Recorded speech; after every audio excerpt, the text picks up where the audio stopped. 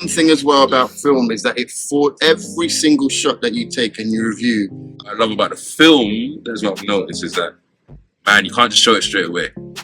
But they just had character. a feeling. Even if it's like an out of focus shot, just tells you that it's in the moment. There's an essence and an energy that sometimes, but there's that moment of, okay, we've got to wait and see. I'll be waiting nearly 6-7 days to get the same thing processed, and then we email back here. 15 minutes, I can scan it myself. 나눕니다.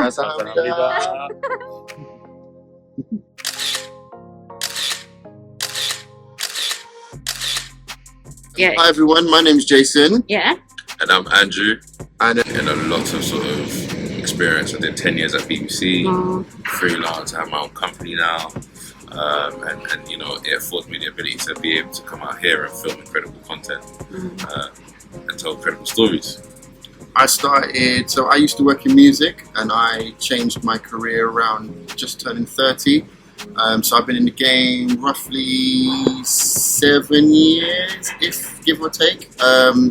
And again, I'm a very creative person, so it was kind of a natural progression from where I was before to where I am now. But looking back, it's probably the best decision I made, because visual storytelling is a real passion of mine, and it allows me to travel. This job has allowed me to travel all over the world, meet exciting people, and I think me and Andrew are very blessed in that we work in documentary, which allows us to be anywhere with anyone at any time. I mean, don't get me wrong, drama is amazing, and one day, you know, I'd love to be on a drama shoot. But what drama can't do is get me into NASA tomorrow. I could literally come up with an idea tomorrow and say, I want to film the NASA space program, and I'll be in NASA tomorrow. Or I want to film the president, and I'll be with the president tomorrow. Like, that is the beauty and joy that film, and I think especially in Obstock or TV, allows us to all travel and experience. Some of the experiences that I've had, if I wasn't working in this industry, I never would. I got to fly around on planes with billionaires in the most remote parts of the world. That would never happen in any other. I can't think of another circumstance like that. We're here in South Korea at the lovely whale 고래 스튜디오. Gore Studio. It's a real gem here in South Korea and in Seoul especially. It's been a real good find. That's powerful. I mean, I'm starting my journey, so funny enough, we're actually gonna go look at which one to buy. So, I mean, it's probably gonna be before this reaches YouTube, but any comments that they want to suggest their favorite film camera, please do so. For beginners, intermediate, and expert level. How about that for a challenge? And you should talk about your one, because the Fujifilm is kind of like the best version of a digital film camera. Yes, so this camera is the X100V. I actually got inspired by some of the crew to get one. What I've found that it's allowed me to do is have a bit more versatility. I can test what a film stock could look like and feel like whilst taking a picture on here. Now, it is limited to a fixed lens, so it doesn't really give me the versatility which I'm noticing, and it's making me go, oh, I wish I did have that film now. But it's been really helpful in terms of just going, you know what, I'm gradually transitioning from digital to film. How about I do some groundwork before I get stuck in and, you know, make a ton of mistakes. You know, when we get back to London, film is quite expensive as well. So, you know, it can be a painful process that can almost throw you off. I think the pleasure about being here is that there's a passion for film, which means there's there's no pressure or punishment on the consumer to use film. You know, you're pretty much gifted with the opportunity to buy as much film as you can and take those tests, practice and get good and get better.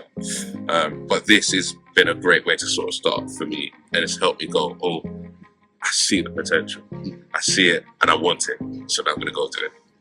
And the turnaround time here is amazing. Like, 15 minutes, you have your film, you can self-scan it. How much is it in London? In London, like, I'll be waiting nearly 6-7 days to get the same thing processed and then we email back here. 15 minutes, I can scan it myself. I can adjust my magenta, cyan colors, and I can also exchange the contrast before I finalize it into a JPEG, send it to me.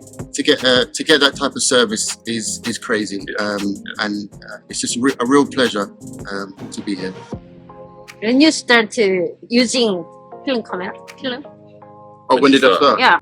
So I bought my film camera. When did I start using it? GH5. So I bought my film camera just before I went to. I was working abroad in the Caribbean, and I just was on set one day with a DP that I work with, and he had a medium format camera. So a medium format is quite bigger. It's like nearly double the size of a full frame. It does like 6x6, 6x7, 6x10 in some cases.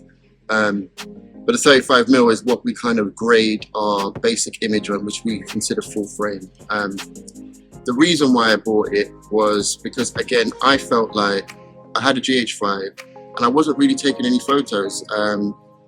And the photos that I did take, I wasn't looking back on. I was just taking photos for the sake of it. Snap, snap, snap, snap, snap. And I realized that on my computer, I had literally thousands of photos that I would be like in my mind, oh, I'm going to go and edit those, or I'm going to go and look and delete, and I just never got around to it. And then the photos weren't even that fantastic. But as soon as I had a little Polaroid for a friend's wedding, just a little print and shoot, and I took that and I was like, these photos, they just look amazing. Like some of them are really bad, some of them are overexposed, underexposed, but they just had character. Character. Even if it's like an out of focus shot, just tells you that it's in the moment. You've really there's an essence and an energy that suddenly gives it character. And I think it's funny, like you're saying, you think about how many clicks you can have on your phone when you're just tap. I can look away and just be tapping away, right? And then I moved to the 5D, it becomes a lot more considered. You're still trying to take that great picture, but ultimately, there's some pictures that you don't want to return back to. When I got this camera, like, funny enough, I found myself hunting for my pictures a lot. Like, I'm looking back at it and going, man, look at the quality. I'm wanting to show my people whilst I'm taking a picture of them. Look at it, you can see it straight away. But what I love about the film, that's what I've noticed, is that, man, you can't just show it straight away. You've got, there's that moment of, okay, we've got to wait and see. That wait and see, well, I can't lie. Watching that film go into the machine, I was like, it's like this is Christmas cool. present. Yeah. And one thing as well about film is that for every single shot that you take and you review, you just go, okay, it's like a critique. You can see it and be like, okay, I didn't take the time to compose there. I clearly, even though I was thinking I did, I clearly didn't. I clearly didn't set up the shot right. I didn't wait for the moment. And as I said, like previously, life is a series of moments, and it's about the right moment to take the photo that means much more. Good thing about film, as Andrew has just said, it creates an atmosphere. So even if you do miss the moment, you still have the atmosphere. But then as the taker of the photo, and I'm sure like when we're both reviewing our photos, we're like, oh, that one's slightly out of focus, this one. So it means that next time when I'm out there in the field, I'm gonna measure twice and cut once. I'm gonna like, oh, this focus has to be nailed. What have I missed out? Is the light right? Is this right? Is that right? Because when you do take that amazing photo and you look it back, you're just like, oh, it is just like the best feeling. What do you want to say to new people? Yeah, new people. I would say for anyone that's starting the journey, please don't be afraid of film. I would say it might seem daunting in the beginning, the price comparison. Everybody's like, oh, but I've got to keep developing film. But if you look at it, like the AE one with a lens, you can probably pick up secondhand now for about £150. If you buy a brand new full frame camera that's got the same capabilities of that, you're looking at £5-6 grand just on the camera. And then the lenses on top of that are going to cost you £1,200 new, depending if you're getting really good lenses. Fast glass, like for example, a Sony A7S Mark III, let's just say you're using a photography. It's not strictly a photography camera, but we'll start there because it's a popular one. That camera is going to cost you nearly £3.5 grand, £4 grand, like brand new. You get a lens on that, it's £2 grand. That's like nearly £6 grand just on two items. My camera, it's got a battery, but the battery lasts about a year. The lenses are £200 to £300 each. If maybe less depending on where you get them. The camera itself is about £50. To get it developed, yes, about £30 a roll. But each one of those pictures is worth 1,000 pictures on the A7S, because all of those pictures you're going to remember.